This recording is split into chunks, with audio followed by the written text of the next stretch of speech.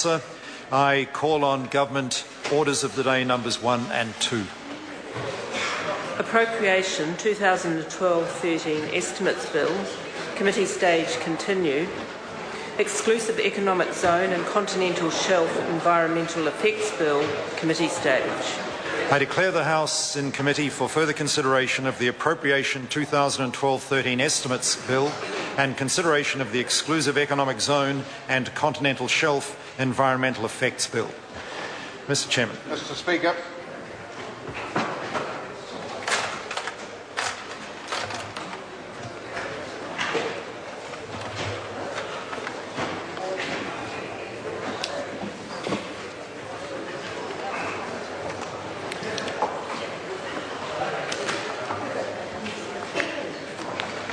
The House and Committee on the Appropriation 2012-13 Estimates Bill and the Exclusive Economic Zone and Continental Shelf Effects Bill. Members, we first resume our consideration of the Appropriation 2012-13 Estimates Bill, and the question is that Vote Labour stand part of the schedules.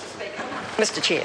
Darian Fenton. Thank you very much, Mr. Chair. I'm pleased to take a call on the estimates and Vote Labour. This is a Minister of Labour that's given up on her department.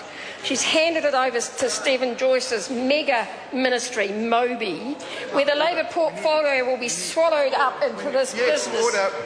I'm aware of what the member's point of order is. The government's missing. Yes, we need a minister in the chair.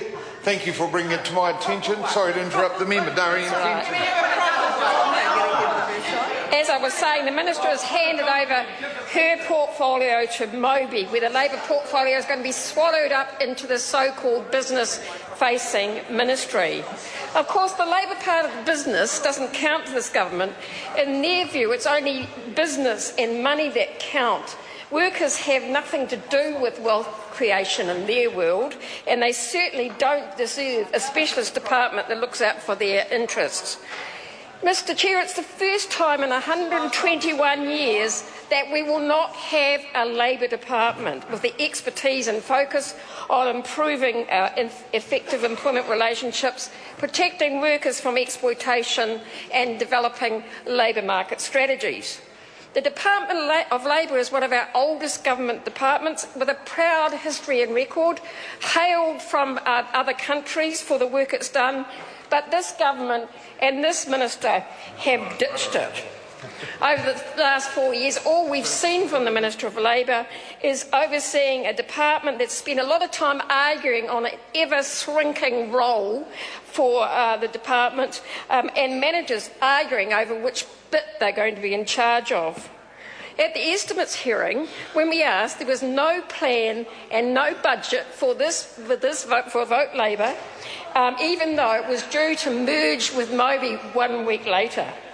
The only thing useful we did learn was that the Employment Relations Mediation Service, a service that Labour introduced that has a very successful record in resolving employment relations problems, might be wound up together with other mediation services like tenancy and weather-type homes. Now, there's a lot in common between workers and weather-type homes, I'm sure. What we will do is lose the expertise. Now, the Employment Relations Authority, Mr. Chair, is in a mess. It's in disarray. It has long queues of cases waiting to be heard, and it has determinations in the hundreds outstanding. The appointments process has been a shambles. It's been skewed by cronyism, and the government no longer seems to think that employment relations experience is important for this job. Mr. Chair, night after night we hear on the news the impact on New Zealand workers and their families who are paying the price of this government's slackness. Job after job, family after family, story after story, each one a human tragedy, job losses and good skilled jobs at that happening right across our country. 25,000 manufacturing jobs have disappeared under the 4 years of this government. They are good jobs that we need. But we do know that John Key's government gave up a long time ago on trying to improve Kiwi jobs, Kiwi wages, and he's been trying to attract investment to New Zealand on the basis of cheap labour.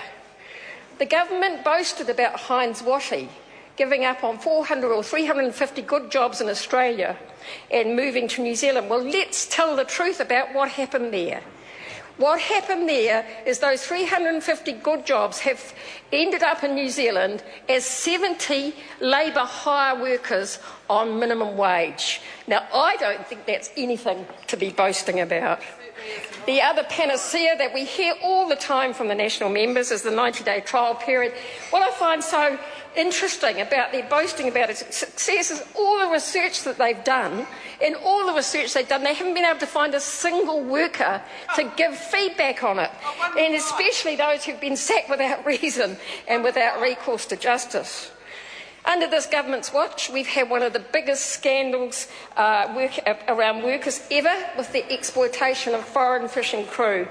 And sure, the government set up an inquiry and they've indicated a resolution 4 years out. But what shames us all, Mr Chair, is the 100 or 200 foreign fishing crew who were courageous enough to walk off their ships and tell their stories, give evidence to the ministerial inquiry, have been sent home and a year later still have not been paid what they're entitled to and haven't been paid minimum wage. And now, of course, we've heard the story on TV1 last night that there's a significant problem with other migrant workers. Mr Chair. Darian Fenton. The Minister needs to set up an inquiry into that as well, because clearly sitting back and waiting for exploited workers to come forward and tell their stories doesn't work. And I am looking forward to hearing a plan from the government about how they're going to tackle this latest scandal. No, I won't hold my breath. I've had several contacts from people since that story broke last night, but one today told me it's not only migrant workers, but young people, students and others who are being employed by larger companies and malls being paid $10 an hour. So, something's going wrong with the Department of Labour when they cannot get on top of these scandals. And as someone said on the news this morning, this is unsustainable. We cannot build a future based on cheap labour.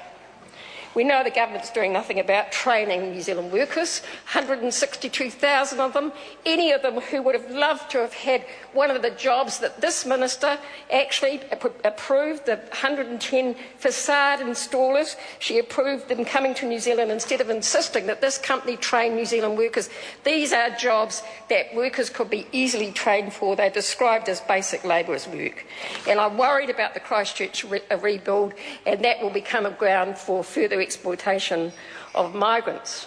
The one thing, Mr Chair, I will say I'm grateful for is that the employment relations changes that were revealed in May have not seen the light of day in this Parliament.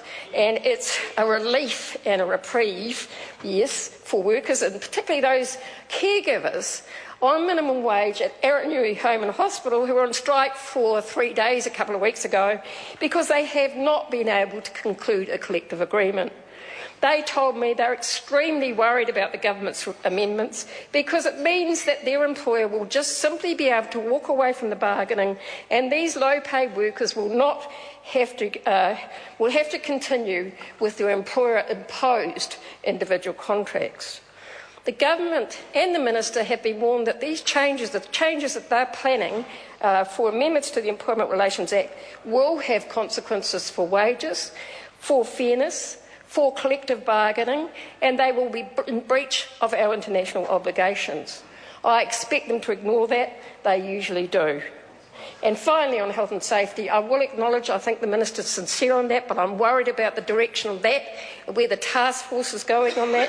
I'd have a look at the fishing health and safety plan today. No worker involvement.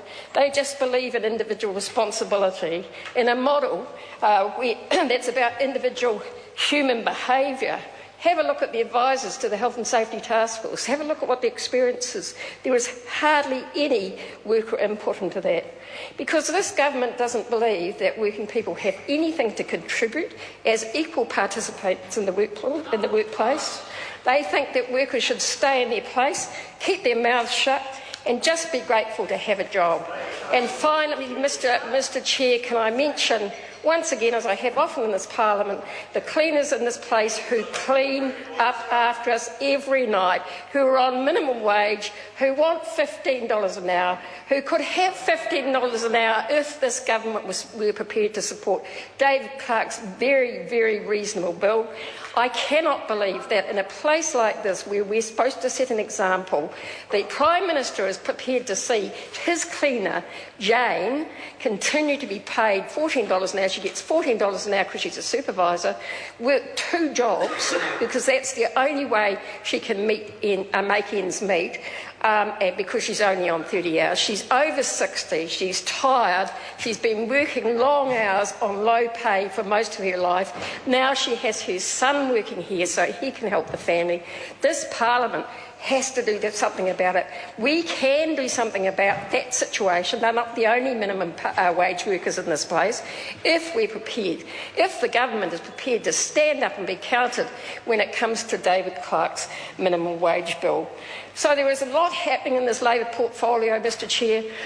I do fear that this will be the last time we talk about Vote Labor, or maybe we won't, but it will be Moby. It will be overwhelmed by Stephen Joyce's ambitions.